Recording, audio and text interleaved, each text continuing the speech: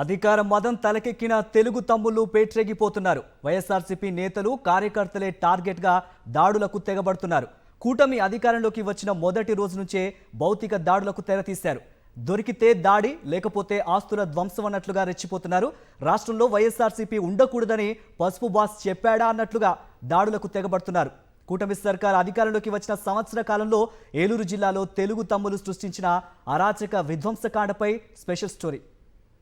ఏలూరు జిల్లాలో తెలుగుదేశం నేతలు రాక్షసంగా ప్రవర్తిస్తున్నారు. తాము మనుషులమే అన్న సంగతి మరిచి పచ్చని గోదావరి జిల్లాలో రావణ కాష్టను రగిలిస్తున్నారు. సచివాలయాల శిలాఫలకాలు, రైతు భరోసా కేంద్రాలు ధ్వంసం చేస్తూ వికటాటహాసం చేస్తున్నారు. దెందులూరు నియోజకవర్గంలో బరి తెగించి దాడులకు తెగబడుతూ పైశాచిక ఆనందం పొందారు.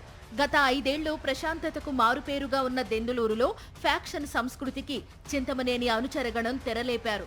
వైఎస్ఆర్సీపీ నేత శ్రీరామవరం సర్పంచ్ కామిరెడ్డి నానిపై అక్రమ కేసులు బనాయించడమే కాకుండా ఇంటిపైకి దాడికి తెగబడ్డారు తెలుగు తమ్ముళ్లు. టీడీపీ నాయకులంతా ఒక్కసారిగా ఇంటిపై దాడి చేయడంతో కామిరెడ్డి నాని కుటుంబం ప్రాణాలు అరచేతిలో పట్టుకుని బిక్కుబిక్కుమంటూ గడిపింది. టీడీపీ నేతలు చేసిన దాడి దృశ్యాలు సీసీ కెమెరాలో సైతం రికార్డయ్యాయి.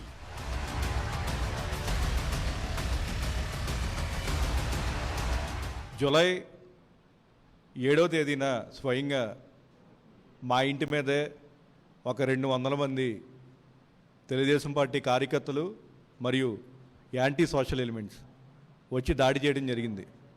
దాదాపుగా ఆ రోజు రాత్రి 7:30కి మొదలుపెట్టిన దాడి తెల్లవారుజాము 3 గంటల వరకు కొనసాగింది. క్షేత్రస్థాయిలో గ్రామాల్లో ప్రజాప్రతినిధులకు కూటమి నేతలు కంటి మీద కునుకు లేకుండా చేస్తున్నారు.